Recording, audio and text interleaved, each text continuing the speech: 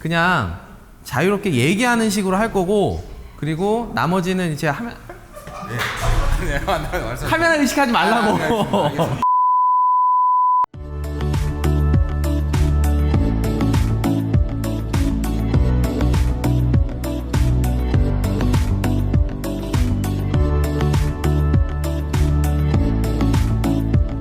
자, 디테일러 여러분 안녕하세요. 블랙 디테일의 DK입니다. 오늘은 차량을 폴리싱하기에 앞서서 전 처리를 하는 방법을 여러분들한테 소개를 해드리려고 하는데요. 오늘은 특별히 저 혼자 하는 게 아니라 특별 게스트분들을 좀 모셨습니다. 간단하게 자기소개 아이디로 할게요. 자, 안녕하십니까, 그 블랙 디테일의 혁프로입니다. 블랙 디테일의 협조라뇨. 아니 하고 있으니까 저 블랙 디테일의 혁프로. 네, 반갑고요. 그리고 옆에 계시는 분은 어떻게 해야 되죠? 아이디. 선수 아이디. 저는 써니준입니다. 네, 제가 활동하고 있는 그 디테일링 모임의 멤버시고요. 오늘 이 차량을 같이 폴리싱을 할 건데, 폴리싱 하기 전에 전 처리를 하는 과정을 제가 이분들한테 설명드리는 걸 여러분한테 또 공유를 해드리면 도움이 되지 않을까 해서 촬영을 하고 있습니다.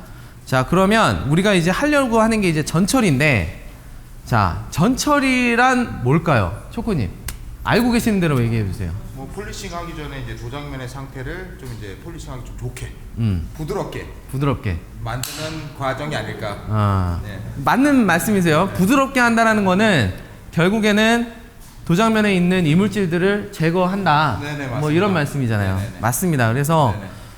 도장면에 박혀 있는 이물질들을 완벽하게 제거를 하는 건데, 그러면 전 처리는 일반 세차하고 어떻게 다를까요? 어떻게 생각하세요? 일반 세차랑 전 처리랑 다른 점 뭐가 있을까요? 왁스층을 없앤다? 왁스층은 없앤다, 탈지한다. 전 처리와 일반 세차하고 다른 점은 뭐냐면, 전 처리 때는 일반 세차에서 제거하기 힘든 것까지도 제거하는 거예요. 예를 들어서 철분, 타르, 뭐 왁스 같은 것들이죠.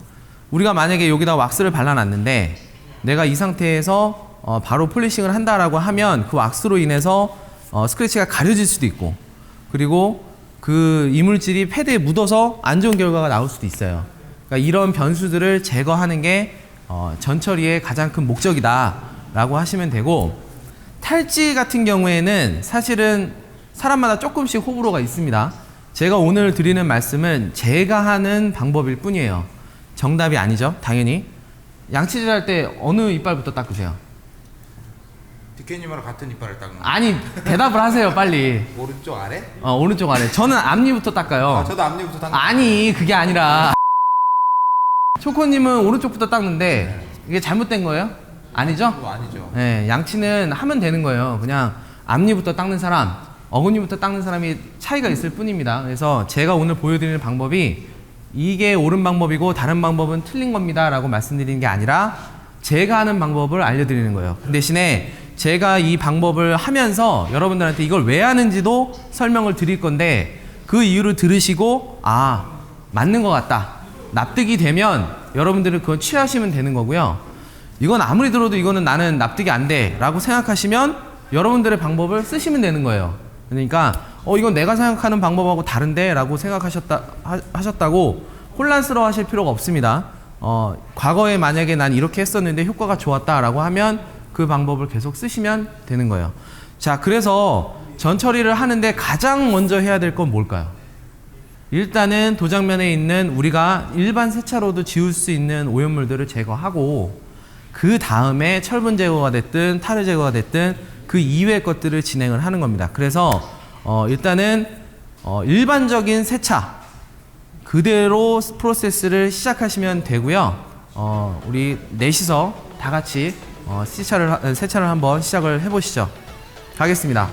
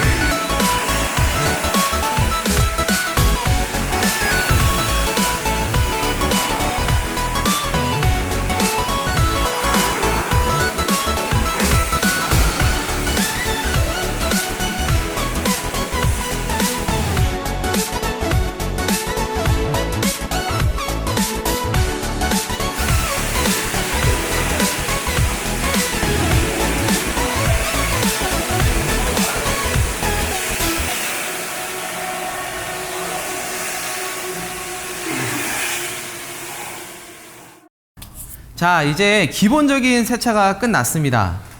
지금 도장면에 아직 왁스기가 남아있어서 비딩이 이렇게 있는 게 보이실 텐데요. 탈지를 하는지 안 하는지는 사실 개인적인 판단에 조금 달려있어요. 초코님 같은 경우에는 전 처리할 때 탈지를 하는 게 좋다고 생각하시나요? 아니면 안 하는 게 좋다고 생각하시나요? 하는 게 좋다고 생각합니다. 이유는요? 뭐 도장면에 왁스 같은 게 있으면은 뭐 소울이라든가 이런 게 좀 가려져 있을 수도 있고. 그렇죠. 그런 부분을 이제 왁스를 닦아내면은 이제 소울도 잘 보일 수 있고. 그렇죠. 그런 부분 때문에 좀 해야 되지 않나. 일단 저도 같은 의견이에요. 저도 전처리에 탈지를 하는 게 좋다라고 생각을 합니다. 이유는 아까 말씀하셨듯이 왁스기가 스크래치를 가릴 수 있어요. 그러면은 원래 스크래치의 깊이보다 더 얕게 보일 수 있습니다. 작업자한테. 그러면 소울이 별로 깊지 않은데 라고 생각해서 폴리싱이 들어가면 그제서야 왁스가 벗겨지면서 원래의 스크래치 깊이들이 나오거든요. 그러면 내가 생각했던 조합보다 자꾸 이상하게 틀어지게 돼요. 그래서 저는 기본적으로는 탈지를 하는 게 좋다라고 생각을 하지만 서두에도 말씀드렸지만 이게 정답은 아닙니다. 그래서 나는 탈지하는 게 불안하고 나는 그런 게 별로 편하지 않다라고 생각하시면 탈지 안 하고 바로 하셔도 돼요. 이제 저희는 탈지를 진행을 할 거고요. 탈지를 할 때는 그 습식 전용 탈지제를 사용을 하셔야 됩니다.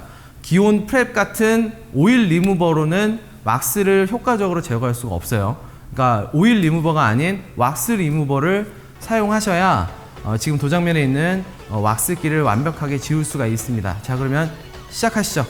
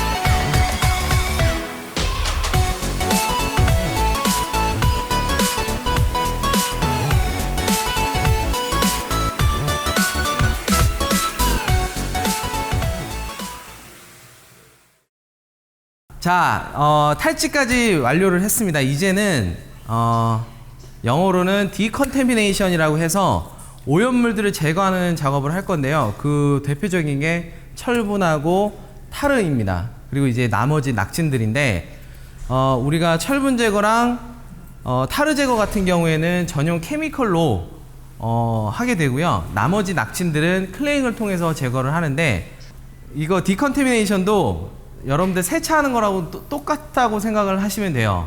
우리가 본세차를 물리적으로 미트질을 하기 전에 APC를 뿌려서 화학적으로 오염물을 떨구죠.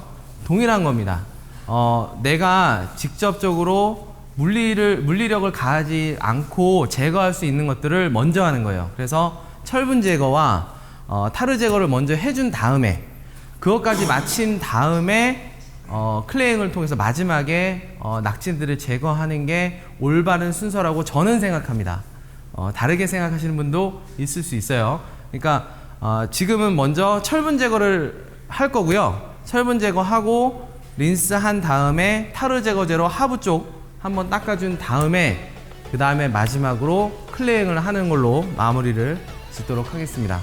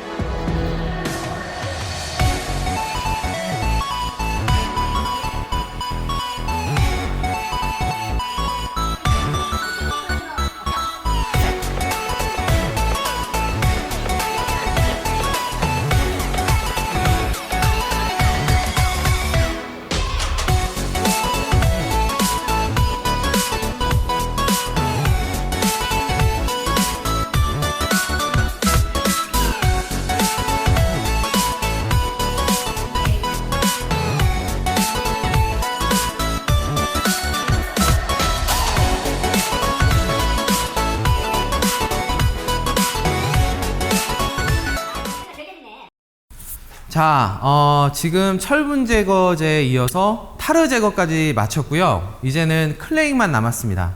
도대체 어디까지 이걸 해야 돼? 라고 생각하실 수도 있는데 마지막이에요. 마지막이자 제일 중요한 단계라고 할 수가 있습니다. 지금 제가 차를 이렇게 돌아봤는데 전체적으로는 관리가 잘 돼 있어요. 근데 지금 이 트렁크 상판 쪽이 제일 지금 거친 면을 가지고 있어서 클레잉을 왜 하는지 설명하는데 딱 좋은 교보제다 싶어서 제가 여기서 촬영을 하고 있고요. 일단은 클레잉을 하는 데는 여러 가지 종류가 있습니다. 가장 오래된 이제 클레이 바라고 부르는 이렇게 생긴 이제 고무차륵처럼 생긴 게 있어요. 요게 이제 가장 오래된 클레이 바라고 하는데 얘는 차륵처럼 이렇게 돼 있어서 도장면을 문질러 준 다음 더러워지면 다시 접어서 새로운 면을 만들어주고 그렇게 해서 쓰는 그런 용도고요. 시간이 지나고 나서 이제 기술이 발전하면서 이렇게 클레이 블럭, 클레이 타올과 같은 이런 제품들이 나오기 시작했습니다. 사실 얘랑 얘는 크게 다른 바가 없어요. 얘는 스펀지에 붙어 있는 거고 얘는 타올에 붙어 있는 겁니다. 그래서 이런 거는 써보시고 내 손에 맞다 생각하시는 거 쓰시면 되는데요. 얘는 클레이 바랑 비교했을 때 뭐가 다르냐면 클레이 바는 도장면을 지나가다가 오염물을 발견을 하면 얘가 이렇게 먹습니다. 여기에 달라붙어요. 오염물이. 근데 이런 애들은 지네들이 먹는 게 아니라 빼내기만 합니다. 그러니까 얘네들을 쓰실 때는 닦아내신 다음에 꼭 물로 다시 한번 헹궈내셔야 돼요. 그렇지 않으면 오염물들이 그대로 있습니다. 클레이 바는 아니고요. 그래서 지금 이 트렁크 상판이 얼마나 심한지 제가 소리로 보여드릴게요. 마이크를 대고 들리시나요? 여기 옆에 한번 펴볼게요. 여긴 이렇고 여긴 이래요. 제가 생각했을 때는 이 정도로 거친 소리가 날 때는 제가 생각했을 때 이 정도로 거친 소리가 나는 건 칠날림이 가장 많이 의심이 돼요. 제가 알기로는 요 펜다가 제도색인 걸로 알고 있는데, 제도색을 하면서 이 도장면을 제대로 마스킹을 안 하면 여기에 뿌릴 때 이제 칠들이 흩날려서 여기에 이렇게 곱게 내려앉는데, 이런 것들이 이렇게 되게 거친 소리를 내게 하거든요. 자, 이런 거친 면을 그대로 폴리싱을 하면 이 오염물하고 패드하고 만나서 돌면서 또 다른 기스들을 막 만들어냅니다. 그러니까 클레잉은 반드시 해주셔야 돼요. 이렇게 거친 면을 그냥 폴리셔로 돌리시면 오히려 거꾸로 작업을 하게 되는 겁니다. 오히려 수어를 더 만들 수가 있어요. 그래서 지금 이렇게 소리가 나는 거를 클레잉을 해 보이고 어느 정도 효과가 있는지 같이 한번 느껴볼게요. 저거 잠깐만 버킷 좀. 자, 클레잉을 할 때는 여러 가지, 그러니까 루브를 사용해야 되는데 윤활 작용을 할 수 있는 애를 써요. 이렇게 끈적끈적한 애를 마른 도장면에다가 문지르면 오히려 자국이 더 많이 남기 때문에 윤활 역할을 하는 애들을 쓰는데요. 전용 제품을 쓰셔도 되고요. 아니면 뭐 버킷에다가 그냥 샴푸물을 풀어서 하실 수도 있고요.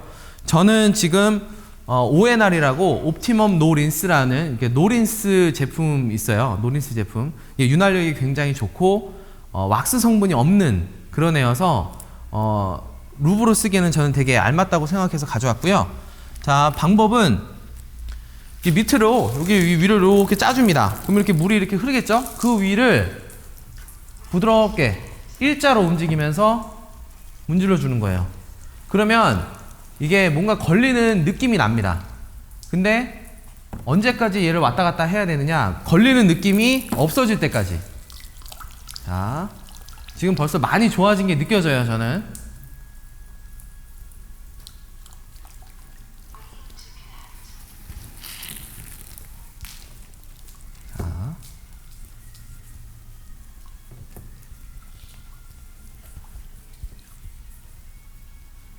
자, 지금 클레이를 맞췄고, 지금 여기 지금 이거 보이시나요? 지금 오염물들이 이렇게 많이 붙어 있어요. 지금 아까 새하얀, 지금 여기 새하얀 면이었는데. 그렇죠? 자, 여기 한번 만져볼게요. 지금 제가 이쪽 면만 클레잉을 했어요.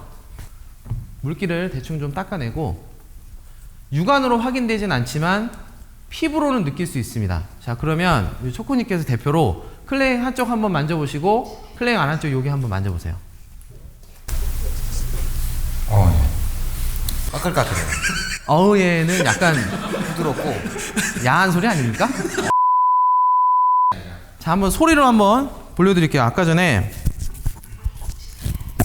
자, 클레잉 하지 않으면 이런 소리 났죠? 클레잉 한 면 차이가 보이시나요? 그러니까 이렇게 매끈한 면이 되면 그 이후에는 폴리싱을 할 수 있는 겁니다. 자, 그래서 똑같은 방법이에요. 클레이 블럭을 쓰시던 클레이 타올을 쓰시던 물을 이렇게 한번 짜주고요. 그 윤활력을 가지고 그 위에 일직선으로 동그라미 그리지 마시고 일직선으로 문질러 주시면 이제 거친 게 다 사라지게 되는 거고요. 그렇게 되면 이제 전처리가 완료가 되는 겁니다. 자, 그러면 클레잉 시작하겠습니다.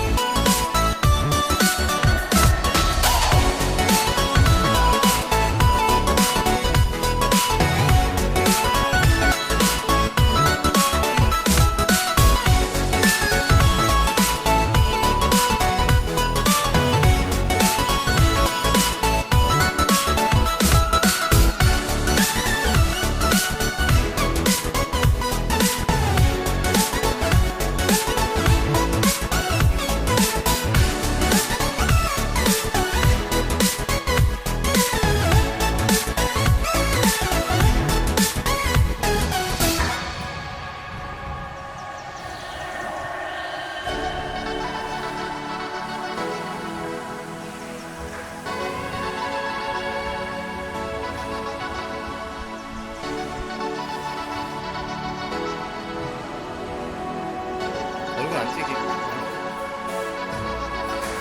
야, 플레잉 데미지.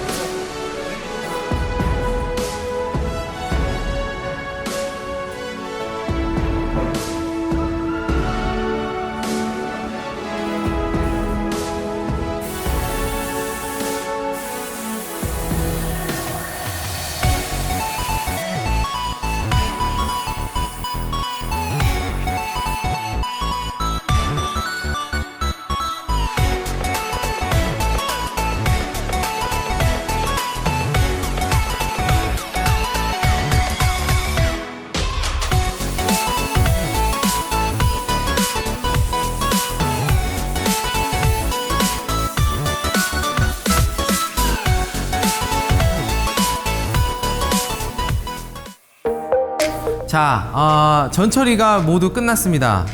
지금 하는데 한 2시간 정도 걸린 것 같아요. 제가 뭐 설명하고 중간에 뭐 멘트하고 이러느라고 시간이 좀 걸렸지만 보통 혼자서 하면 2시간에서 3시간 정도 잡히는 게 정석입니다. 전처리가 굉장히 재미없고 힘들지만 이 과정을 거치지 않으면 나중에 폴리싱을 하면서 되게 힘들어지거든요. 그래서 폴리싱 결과물은 전처리로부터 시작한다는 말이 있어요. 그래서 그 정도로 전처리가 굉장히 중요합니다. 특히나 마지막에 했던 클레잉 같은 경우에는 제대로 하지 않으면 오히려 폴리싱 하면서 더 힘들어질 수 있어요. 그러니까 이번 기회에 여러분들께서 제대로 전처리하는 방법을 익히셔가지고 다음번 폴리싱 하실 때는 이 FM대로 정석대로 전처리를 하셔서 멋진 폴리싱 결과물을 만드시기를 바라겠습니다. 오늘 영상 여기까지 하겠고요. 저는 또 새로운 영상으로 또 인사드리겠습니다. 감사합니다. 오늘 수고하셨습니다. 고맙습니다. 네.